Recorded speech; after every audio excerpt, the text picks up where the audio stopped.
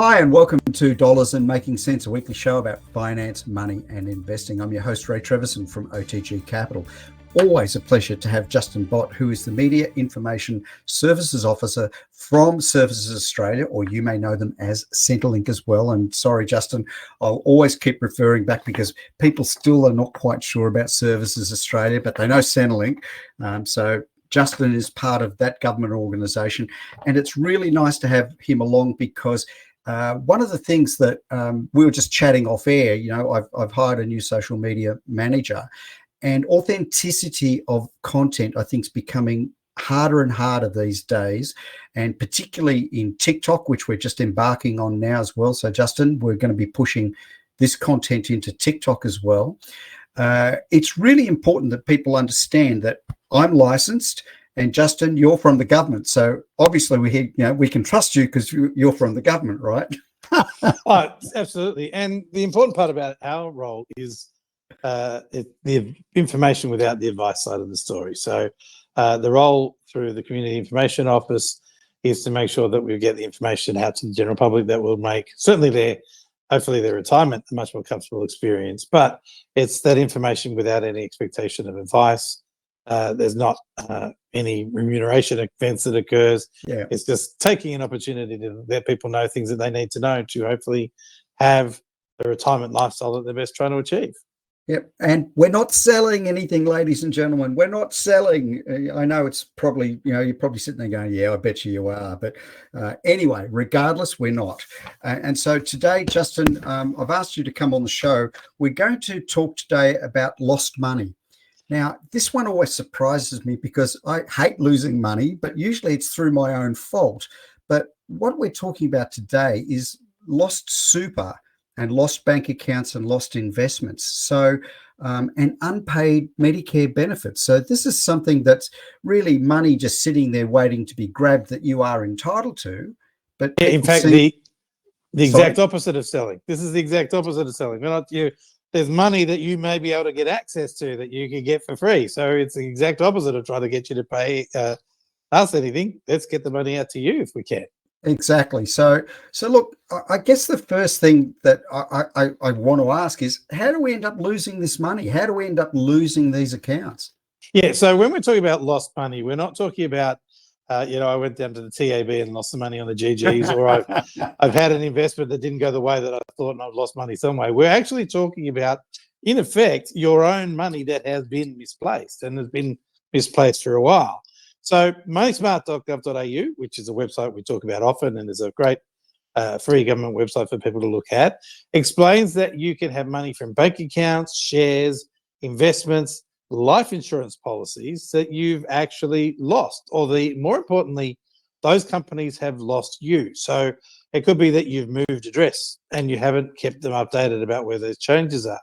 And if they do lose you, then they can't then give you access to the money because they don't know where you are. So for a bank account, for example, if the bank account is unclaimed after 7 years, if a life insurance policy has been matured but still hasn't been claimed after 7 years, then that becomes lost money. So it is entirely possible, if you've had a range of bank accounts in the past and you've done a bit of moving around, or you had a life insurance policy that you may have set up with one of those agents 30 plus years ago and you've basically completely forgotten about it, then that is now matured. And since you haven't done anything with it, you haven't touched it, or you've moved and you didn't let them know, that money is now lost. And it's just sitting there.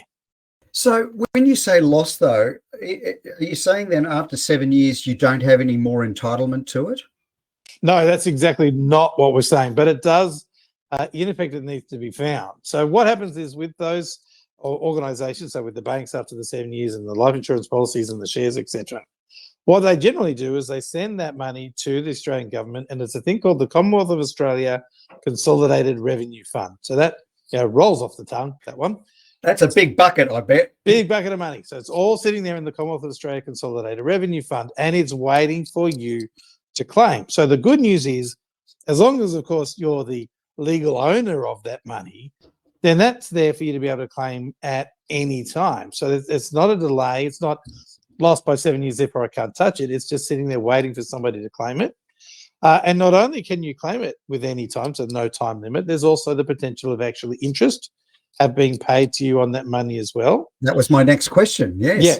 So the best thing to do, even if you don't know, this is not going to hurt you, is again, you go to the Money Smart website, which is moneysmart.gov.au, and then you search for their tool. Again, complicated name. It's called Find Unclaimed Money. So search for the Find Unclaimed Money tool. That's going to let you know, if you answer the questions and give a bit of your details, if you have any money that has been lost, and basically, if you do, how to get that money back if that's something that you need, if you want to do. Obviously, why wouldn't you? So find unclaimed money, moneysmart.gov.au, any money that you might have that's sitting in that consolidated revenue fund, and what you need to do, or the forms you need to fill in to get that money back to you. Great. Now, I guess one of the things that, we're now moving into a next phase of this current government and the legislation that they've put through around super and around wage theft. They've now criminalised wage theft. We're going to be soon moving into payday super as well. So are we talking about a lot of superannuation? Because one of the things that often pops to mind, we've hosted overseas travellers that have come from my family in Italy that have come and visited. They've worked, they got super, but then it's been sitting in these accounts. What ends up happening to that money? Because trying to get it back to Italy or wherever, it's not that easy. So that probably ends up just sitting in general revenue, doesn't it? Well, not entirely. So super is different from the rest of the money that we've talked about. First thing, accounts, the shares, that's Money Smart. Super is the Australian Taxation Office. So what you want to be doing there is go to the ATO. Now, again, we know super is the money that the employer puts aside for us while we're working, that we then meant to enjoy when we retire. But as an example, and a few years ago, because the world is different from what it was a few years ago, but quite a few years ago. You said that's right. I had a friend that had 9 different jobs in the space of 3 years. Wow. And at that time, the super fund you got was the one your employer gave you. So that meant 9 different superannuation funds with 9 different employers. Now, today, thankfully, with Super Choice, it doesn't work that way. With most employers, we start a new job, we tell them what super fund we want them to put the money into, and they will do that for us. So we can then tell them and get them to make sure that they're always paying the one fund. But my mate, 9 different funds over 3 years means that there's pretty much guaranteed there's no way they're going to be keeping a track of 9 different superannuation funds all the way until now. So we lose our super by doing things like changing our bank accounts, again, changing address, losing contact with the superannuation fund, and we haven't told the fund that these things have happened. So we haven't let them know that we've moved, we haven't keeping them updated. And again, with something like 9, 10 different funds, are you going to go around and remember that you have to tell each one of those individual funds that you have moved addresses and moved places? And if you haven't done that, then you're going to have that lost superannuation. The issues with people that have been working, come overseas and working, from memory, there's things that they can do as they leave the country, as well as things like GST, the tax that they may have paid, but also with superannuation. I'm not really au fait on those ones in particular. Well, I will update for the Kiwis that are out there. I had a very good friend of mine who we used to be in the army together, and she came over and worked for a while, and she had super sitting there. There is actually, and I researched this as well, Justin, so there is a link on the ATO website for people to be able to move their super out of Australia into KiwiSaver. So KiwiSaver is the New Zealand equivalent. It's not as, I think, well funded and as generous as what we've got here. Nonetheless, it's there. And so there is a way for people that are New Zealand citizens, and if they're staying permanently in New Zealand, they can then apply, and the money from the ATO then gets swapped over into KiwiSaver, and they do that. I think it's fairly automatic, but it's a matter of, identification, tax file numbers, all that kind of palaver that you've got to go through and validate. Yeah. But I think they've streamlined that process. But I think, EU and other nations, it's not that easy, notwithstanding then currency issues as well. Yeah, I was going to say that the ATO is the place to go. So go to the Australian Taxation Office website, look up superannuation, ask the questions about travelling overseas. The answers will be there. Haven't looked at it recently, so I'm not too sure what the latest information is. But the ATO website got a lot of information about super on it. It's their baby. So, look at ato.gov.au and you find the answers for there. Now, one of the things I'd highlight, Justin, that you may or may not be aware, but there are many agencies out there, private companies that I think masquerade. They come out and say, hey, let us help you find your lost super and charge for that service. Now, whilst it's not illegal to do so, I would very much put my hand up and say, guys, you're providing a service that far and away most people can do it themselves. Okay, I see you nodding wisely there. We'll say for the people that are listening only. But ladies and gentlemen, I had this experience recently. We traveled to the UK. We had to apply for an electronic entry permit. And I unwittingly went to a website that was presented first on the Google search. It ended up not being the UK government, and they slugged me £78 instead of the usual 10. I was unaware. I raised Cain and I got my 68 quid back, but I still ended up losing a bit of money. It turns out this is perfectly legal. Is it ethical? I think there's a grey area, but Justin, a lot of this stuff people can do themselves, can't they? Yeah, absolutely. In fact, it's designed to be quite easy for people to do themselves in different ways. So, first of all, when does superannuation become lost? So let's quickly say that. So it becomes lost when you are uncontactable. Right. So they can't get in contact with you and the fund hasn't received a contribution or a rollover for 12 months. Right. Or it's inactive, which means that you've made no contributions or rollovers for 5 years.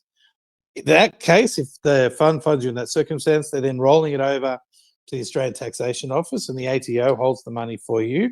And it's through the ATO that you can then access your superannuation. Now, for free, everybody is able to do this. If you've got a MyGov account linked to the Australian Taxation Office, you go into MyGov, you go across the Australian Taxation Office, you go into your ATO account, you then look for something called your Super Health Check tool. So the ATO online account has got a Super Health Check tool that will tell you your existing superannuation funds, all of them that are associated with your tax file number, the ones that you may have known about, the ones that you might not have realised about. It will show you the ones that are there. And also, if you want to, it's an easy way for you to then consolidate those funds. So they make it easy for you to then merge them all into one if that's something that you should or shouldn't do. So that's a very quick process for you to be able to do online through your MyGov account linked to the Australian Taxation Office. If you can't do it with MyGov because you're not that way inclined, then you can even give the ATO a call. They've got a phone number. It's 132865. That's 132865. It's their automated lost super line.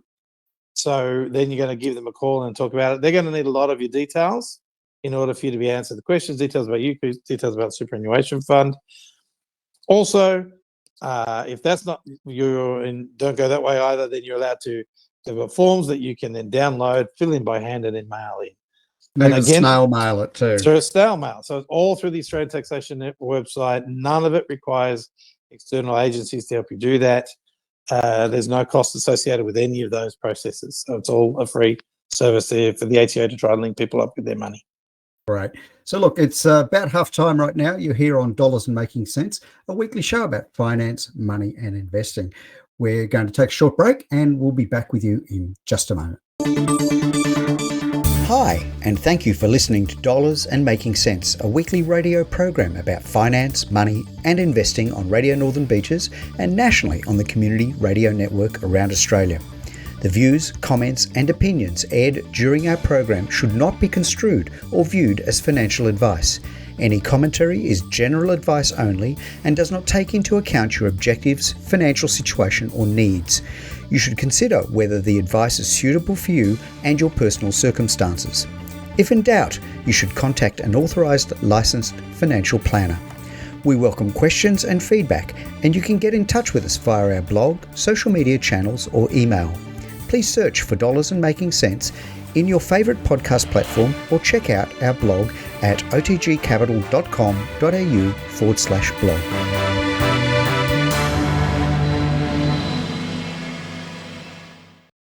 Hi, and welcome back to Dollars and Making Sense, a weekly show about finance, money, and investing. I'm your host, Ray Treverson. I'm really pleased to have at the microphone this week Justin Bott, the Media Information Officer from Services Australia. You know them as Centrelink as well. And we today are talking about lost money that is yours, waiting for you to come and grab it. And so I think, Justin, we've given some really good information just before we went for a break, but we're just talking quickly off air that one of the big reasons, and this is from my financial planning days, ladies and gents, you want to be consolidating super, is fees and charges. You know, Justin, you mentioned your friend there that had 9 super funds. That's 9 sets of charges and fees, and he probably had 9 insurance policies as well. So that's a lot of cost for not a lot of value. So consolidation, ladies and gents, is a big one. I know many people that sometimes will have 2 super funds. One is their main investment vehicle. The other one is potentially for life insurance. And life insurance through super is a very cost-effective way of looking at things. The only thing you've got to consider, though, is that that cost of that life insurance then gets taken out of your end of retirement salary package. So don't, everything comes at a price. So look, the second part of the show I want to focus on is that it's not just super and investments and shares that people aren't claiming on. There's this big thing called Medicare. So Justin, tell me about how people are losing money in Medicare. This one's a bit of a quandary for me. Yeah, so at the moment, there's somewhere in the vicinity of $260 million in unpaid Medicare refunds owed to just under 1 million Australians. So say that again? Yeah, so we're talking about almost 1 in every 27 people have some money in Medicare that they haven't been paid. Wow. And the reason they haven't been paid is very, very simple. We don't have their bank details to pay it to them. So they may not have registered proper bank account details with Medicare, or they've changed their bank account and they haven't let Medicare know. And as a consequence, we aren't able to make the payments to them that we want to because we just don't legally have anywhere to put that money in. So what we would be saying with that one is that there's a pretty safe bet that either your listener or a family member or a friend of your listener has money in Medicare that they haven't been paid.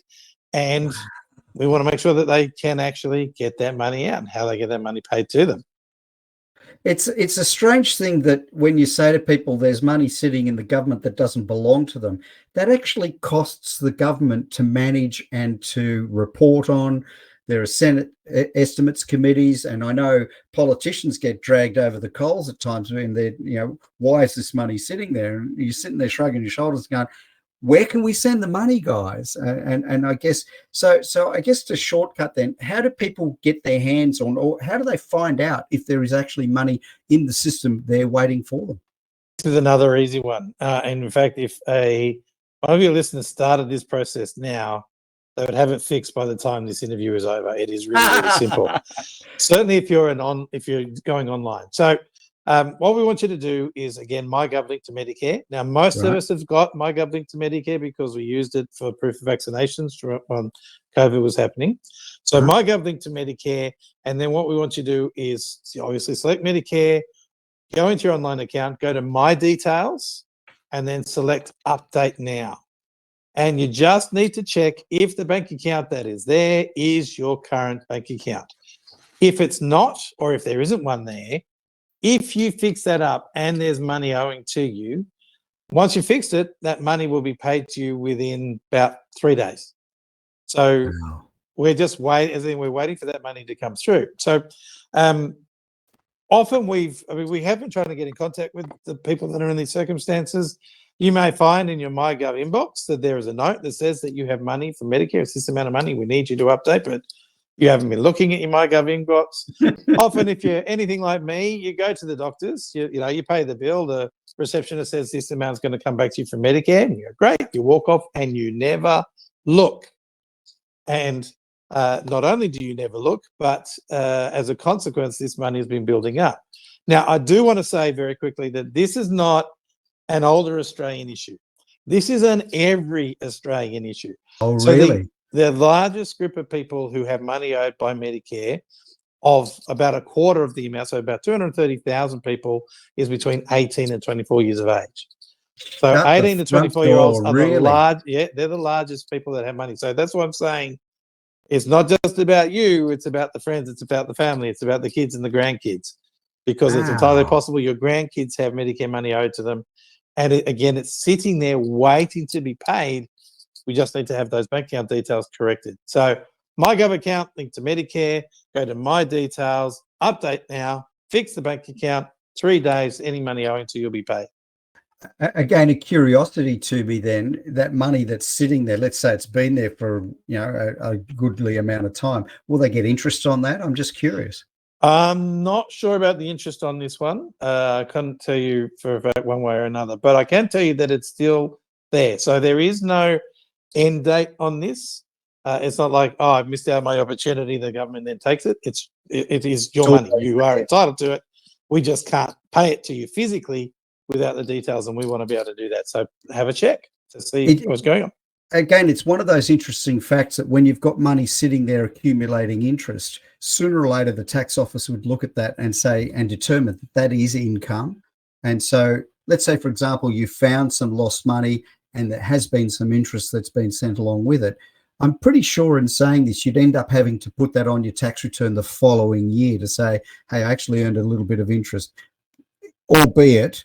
But I guess one of the interesting factors I find as well is that the linkage of tax file numbers and the cross-fertilization across government departments is such that when, probably the last 5 or more years now, I've sat down and done taxes with my kids, and the amount of pre-fill information that's now provided in the tax return makes doing your taxes so easy.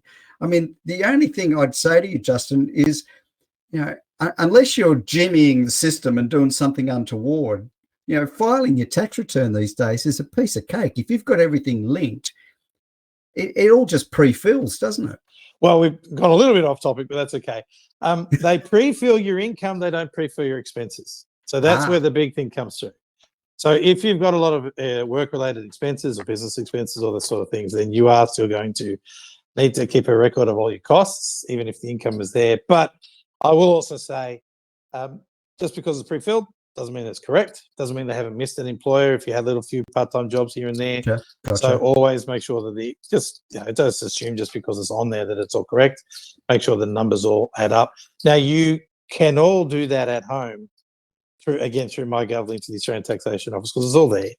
So it's not something that you need to have from that perspective. If you've got a relatively easy tax return to do, you don't need to get a tax professional involved in that conversation, because if it's all there and you can check it quite quickly, bang, you're done and off you go. But obviously, the more complicated your financial position, the more you may require financial professionals and tax professionals to help you manage those sorts of transactions, that sort of paperwork. So I think probably one of the key takeaways to all our listeners then is that within your MyGov account is link it to Centrelink, link it to Medicare. I'm a vet, so I link mine to Veteran Affairs as well, although I don't claim anything there. It's just handy, because your baseline information that I find that's associated with your tax file number, the first thing they ask is, what's your bank account? And so if you've done all the linking and you've got your baseline bank account in there, you should be pretty well safe that everything that should flow to you will flow. Is that right? Well, you'd certainly, because MyGov is the open door to government now. So ATO is through MyGov, yes, Services Australia through MyGov, which is Medicare, Centrelink, and so many other services are going through MyGov. So realistically, family assistance is through there. Yeah, so all the family supplements that are provided to taxpayers, that's all through MyGov and through Centrelink and through Services Australia. So now I will say that is absolutely the case. But again, in this way, as with all the others, if you are not an IT friendly sort of person, this is not the way that you want to go. You can, of course, have the other options. So first of all, I would say to anybody who's not comfortable with using their phone for doing this sort of business, you can actually make an appointment with Services Australia in your local service centre with your phone, and you sit down and you can have the time with an officer who can just explain what's going on and give you the comfort. I mean, almost everybody's got their smartphones now. They just don't use it for all they could. And so if you're just not comfortable, you want to get more comfortable, then make an appointment in your local office and you can sit down with somebody that can help you. But if you are completely not a digital native and this is not the way that you can go, that doesn't stop you from being able to access any unpaid Medicare money. Just give Medicare a call. The number is 132011. 132011. You can update your bank accounts through Medicare. Then again, same thing. If there's any money that's owing that isn't there, they will pay that to you within the 3 days. Now, I will say I've tried them all. I've tried my lost money. I've tried lost super, tried Medicare help payments. I've had no luck on any of the three, but that's just me. I'm certain, as I said, there is going to be people that are listening to this today where they have money owing, and hopefully if they do what they need to do, they'll get their money back. And there's $250 million sitting out there, ladies and gentlemen. Justin Bott from Services Australia, always a pleasure to have you here on Dollars Making Sense. We're just about out of time. Thank you for being with us. Absolute pleasure. Thank you for having me.